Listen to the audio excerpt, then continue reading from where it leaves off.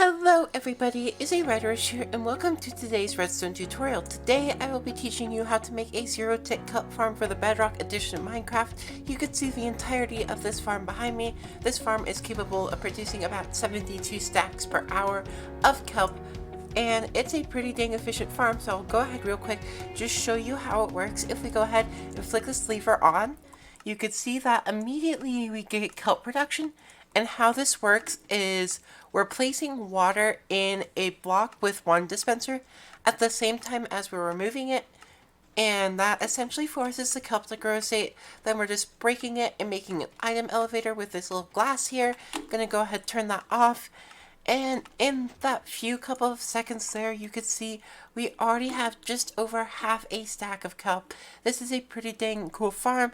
It is not very resource heavy. The most expensive items will be those hoppers. But without further ado, let's go ahead and get straight into the tutorial. Alright, so before we get into the tutorial, there are two things that you should know. For this to work, you are probably going to want position on. If you look in the top left corner of my screen, you will see the numbers -15, 4, -3. Those are my position coordinates, and you will need those in the game to make this farm. And you will also need to measure out one chunk, because this farm has to be in one chunk entirely.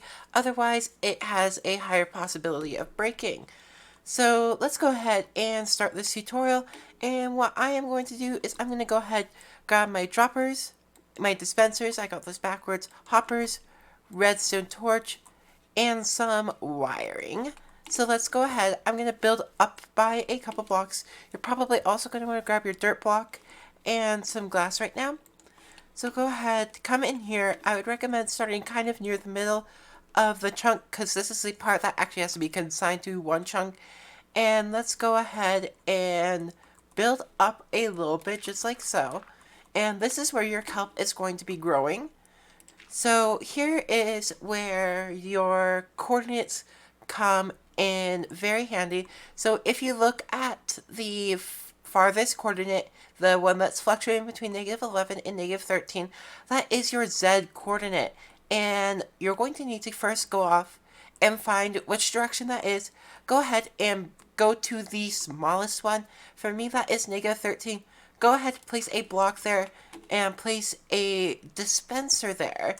Go ahead and grab yourself an empty water bucket, or just an empty bucket and a regular bucket. And the dispenser that you just placed down, you're going to want to place in a regular bucket with nothing in it. Go ahead and build out one more, and to the opposite side, place another dispenser and make sure it's facing inwards. And this is the one that you want a water bucket in. It is very important that the one with the smaller Z coordinate has no bucket in it, and the one with the larger Z coordinate has a water bucket in it. Then go ahead and build this up, just a little glass column around it, by 1, 2, 3 blocks.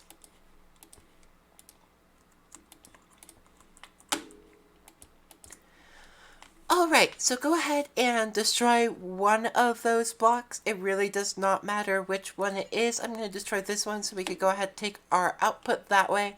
And then go ahead and destroy the 2 blocks beneath those little dispensers. Take a hopper, run it into the side of a dispenser, and then kind of mirror it a little bit like so. Go ahead, build up a couple of blocks, and you want to place a dropper leading into that dispenser. And go ahead and repeat that on both sides. Not a dispenser, a dropper, just like that. Now what you are going to want to do is go ahead and take hoppers, run it into the dropper, and take out from the dispenser like that. It will actually take out the empty water bucket you put in there. And that is less than ideal, so we're going to go ahead and actually do our lock on these real quick. So beneath that dropper, go ahead and place a wool like so, and place a redstone torch beneath it. That will lock that hopper. You could grab your bucket and place that back in that dispenser. We do not want it to go into that dropper yet, and I would just recommend that you do the same on the other side, and it should look like that. Go ahead and lead your hoppers in like so, and that should be like the majority of that little part complete. Alright, so next what you're going to do is we're going to build out some wires. So if we're facing our farm like this with our water, or did that hopper suck it up? Yeah, it did. Okay, so let's go ahead, place the water bucket back in there. So this is a dispenser with a water bucket in it. Go ahead and build out your wires like this on both sides so that they kind of make this strange formation. And go ahead and have a repeater set to 1 tick leading into those the blocks of the redstone torches. That will deactivate the redstone torch and allow these droppers to fire, which these droppers will be filled up pretty soon. Now go ahead, take a different color of wire, or it doesn't have to be a different color, and just build out like that, so that way we could run a redstone directly into that dispenser. Repeat the same on this side, kind of like shown. Not like, there we go, just like that. And then what you're going to want to do is go ahead, build this out and connect up these two pieces, just like that. And go ahead, place redstone dust on these, and that will make sure that those fire just 1 tick afterwards. Go ahead, grab another redstone wire. I just like using different colors a lot. So go ahead, build that up there, and I'd actually recommend building this up by just 1 more, so that way we could go ahead, grab a sticky piston, and you're going to want to place it facing into the farm just like that, and place a repeater set to 3 ticks right there. And that is all of the major circuitry done. So what I'm going to do real quick is I'm going to grab a water bucket, or I would also recommend that you do this, and grab a couple water buckets. Go ahead, fill in this area of the farm, and then what you're going to need to do is grab your other buckets, and in the dropper that leads into, the dropper that leads into the dispenser without buckets, go ahead and place in at least 2 buckets there. And in the dispenser that leads into the dropper with water buckets, go ahead and place at least 2 water buckets in there. And then what I would recommend doing is go ahead and fire this farm after you put a kelp piece in the center of it and see if it works. So we're going to go ahead, build this out like that. Take an observer, fire in. See if that worked. Yes, it did indeed. Be careful, this second water block will be destroyed for now, but we will take care of that in just a minute. Don't worry about that. Alright, so what I recommend you do now is go ahead and find the center line of your design, and we're just going to build up a small little storage system so that way we can put in the water passageways that we need. So go ahead, build that out.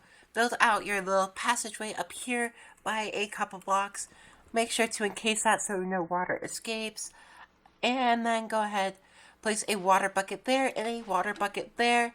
I would also recommend that you do cover up at least that block of the farm, because the piston, this basically makes a little item elevator when you push that piston in, and that can send the items flying out the top and onto these areas. But if you have that block in there, that prevents that from happening. And now we are into the final part of the circuitry. So for this, you're going to need a wire, an observer, a couple of sticky pistons, a couple of repeaters, and some redstone dust.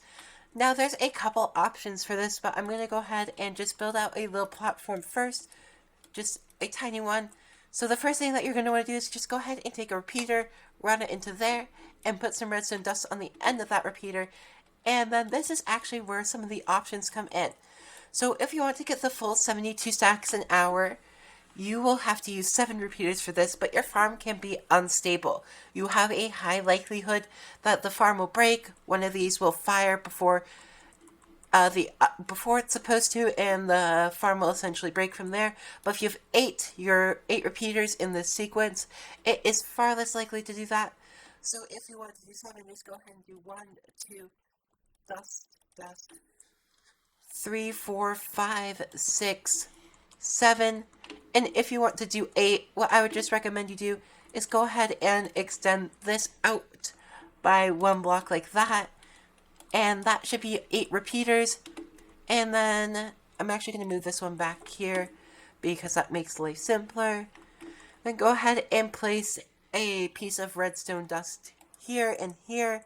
And it doesn't matter if you cross the chunk boundary here. This is really the only piece of circuitry that requires you be inside the chunk boundary. Go ahead and build out a smaller little platform. Place an observer here and a block right here. And then sticky piston facing into that block. And build it out just a tiny bit more. Sticky piston facing into the observer. I'm going to break the observer first. Just like that. Go ahead and grab yourself a lever. And that is this farm 100% completed. This will go ahead and produce a ton of kelp an hour. Oh wow, that's a lot of lag. Yeah, if you get lag, I think it's more likely to break, but we got lucky there and it didn't break. You can see the wow. You can see the kelp is flowing in pretty dang quickly. We already have a quarter of a set. And if you do want to, you can indeed make this just 7 repeaters. You get more kelp this way, but your farm is more likely to break. And that is all of this video. I hope you enjoyed it. If you did, please be sure to leave a like, and if you haven't already, please consider subscribing. This world will of course be up for download, and if you have any questions, please leave them down in the comment section and I will try my best to answer them. But I will see you all in the next video. Goodbye.